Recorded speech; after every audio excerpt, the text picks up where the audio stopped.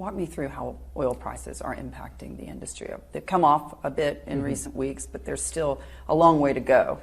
Yeah, oil is the most significant element of an airline's cost base. If I look at the 10 years between 2010 and 2019, which was the best 10 years in the industry's history, oil represented on average about 27% of the cost base. So it is very significant, and that was at Brent at an average of $80 a barrel. We've seen Brent up to 130 and above. I think it's eased off a little in recent weeks, but it does represent a significant challenge for airlines. And what we've also seen is the the difference between Brent and jet has been stronger than I've ever seen it, to be honest. It typically represented about a spread of 18%. We've seen it as high as 60%.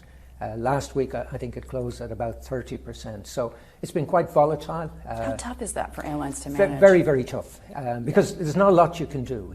If you fly, you use fuel. And given the financial state of many airlines, it's difficult for the airlines to absorb that additional price. So ultimately, it will find its way to consumers in the form of higher ticket prices. Yeah. Some airlines have hedging in place.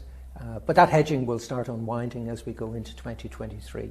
So our hope is that the price eases a little bit, but more importantly, that the crack spread between Brent and jet, that narrows back to where it would. And speaking of that cost, I've got to ask you about the holiday travel days. Are we anticipating that consumers are going to have to pay more for their tickets? Yeah, and in fact, I think some consumers are seeing that already. It's not something that airlines would like to see, because it's not that airlines are making money, it's that airlines are just passing on a cost that they can't absorb themselves and that they can't avoid.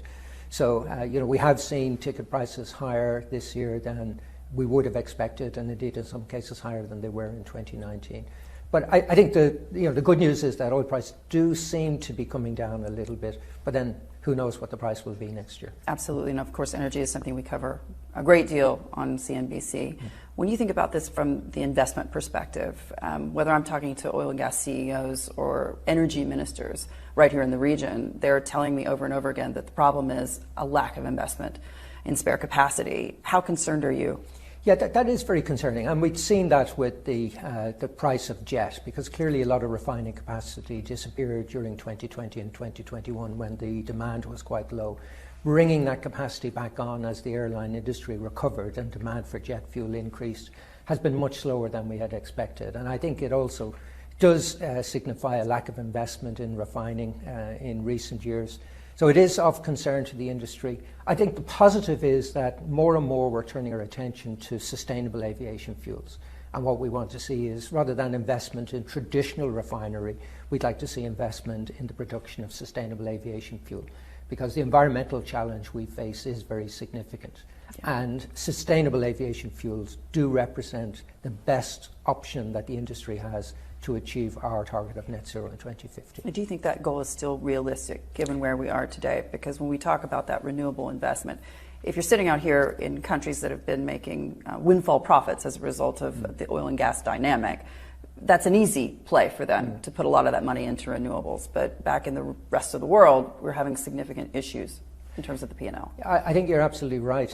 However, I don't think there's going to be a choice. The world needs to recognize the urgency associated with dealing with environmental issues. The airline industry is committed to achieving net zero in 2050.